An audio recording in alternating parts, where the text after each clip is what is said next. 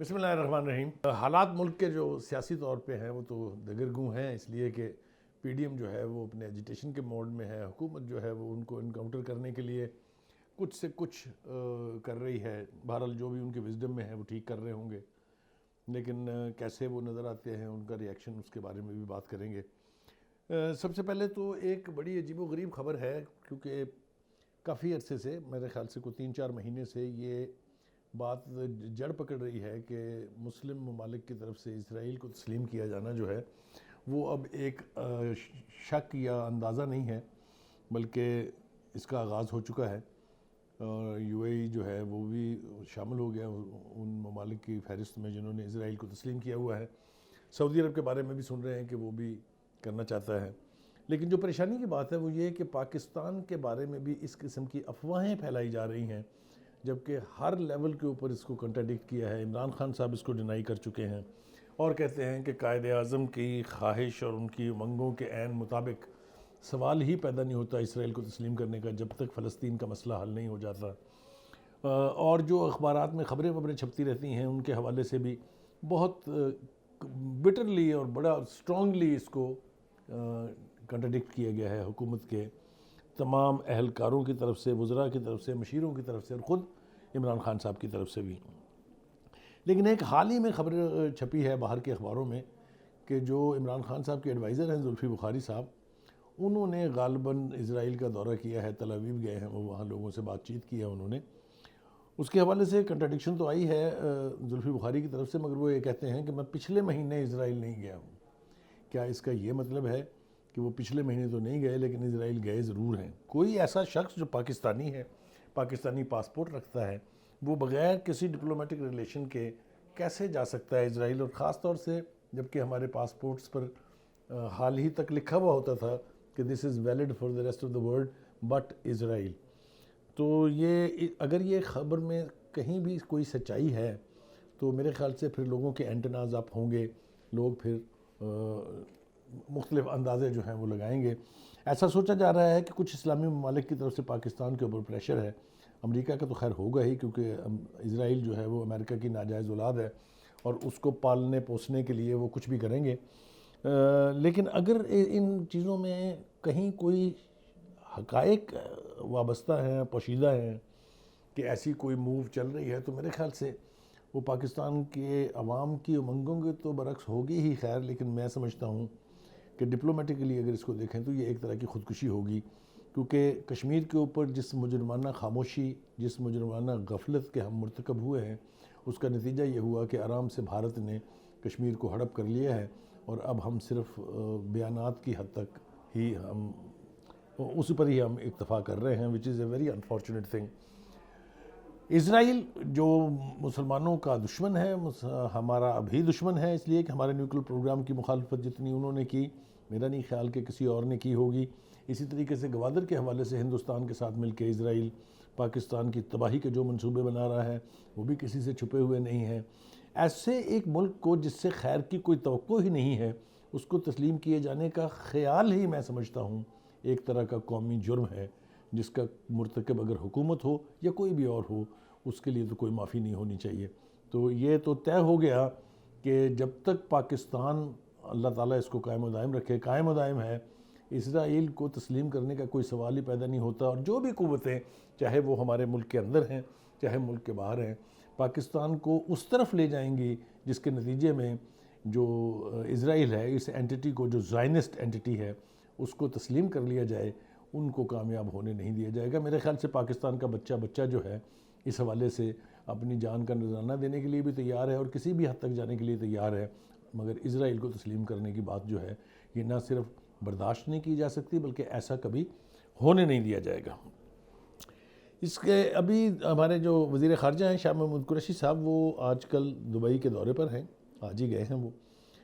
2 دن کا دورہ ہے ان کا۔ اور دبئی یو اے ای کے ساتھ چونکہ ہمارے تعلقات جو ہیں وہ بڑے دیرینہ تھے، 70 سال سے بھی زیادہ سے ہمارے تعلقات بہت ہی قریبی تھے۔ زید بن سلطان ال نہیان صاحب کو خدا غریق جنت کرے،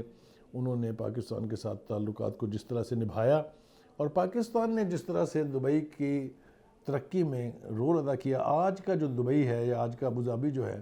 اس میں سے اگر پاکستان کی کوششوں کو نکال دیا جائے تو سب پتہ چل جائے گا کہ دبئی کہاں کھڑا تھا اس وقت. وہاں کی ایمریٹ ایئر لائن ہو چاہے اتحاد ایئر لائن ہو، اس کو پی آئی اے نے کھڑا کیا، پی آئی اے کے لوگوں نے جا کے وہاں پر لوگوں کو ٹرین کیا، پی آئی اے کے لوگوں نے اس کو لانچ کیا. یہ تو میں نے ایک حوالہ دیا ہے، بہت سارے ایسے شعبے ہیں. ایک بڑی تعداد پاکستانیوں کی جو ہے وہ وہاں کے ترقیاتی کاموں میں یعنی شامل ہے. وہاں کی اکانومی جو ہے اس میں بہت بڑا رول ہے اوورسیز پاکستانیز کا وہاں. اس دورے میں میرے خیال سے یہ بات بھی ضرور آئے گی، چونکہ یو اے ای ان ممالک میں سے ہے جنہوں نے حال ہی میں اسرائیل کے ساتھ تعلقات قائم کیے ہیں. ان کی ایئر لائن جو ہے اسرائیل کی پہلی مرتبہ لینڈ کر چکی ہے دبئی میں. دبئی کی ایئر لائن جو ہے ایمریٹ وہ اب اسرائیل جانے لگی ہے. یہ وہ انہونیاں ہیں جس کے بارے میں کوئی چند سال پہلے تک کوئی شخص تصور بھی نہیں کر سکتا تھا کہ ایسا کبھی ہو سکتا ہے. یہ دورہ جو ہے ان کو غالباً کنونس کرنے کے لیے ہے کہ ہماری کیا مجبوریاں ہیں کہ ہم ایسا نہیں کر سکتے کہ اسرائیل کو تسلیم کر لیا جائے. اور دوسری طرف جو ہمارے تعلقات جو ہیں بٹر سویٹ میں کہوں گا، صرف بٹر تو نہیں ہے، ان کو بھی ایک اس لیول پر لانے کی کوشش کی جائے جس لیول پر وہ کبھی ہوتے تھے. لیکن میرے خیال سے جو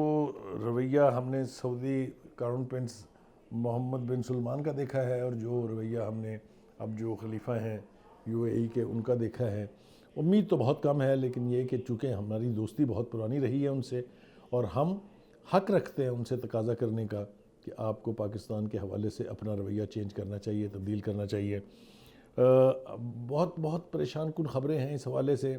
ابھی آپ دیکھیے کہ ہندوستان کے آرمی چیف نے 4 روزہ دورہ کیا ہے سعودی عرب کا.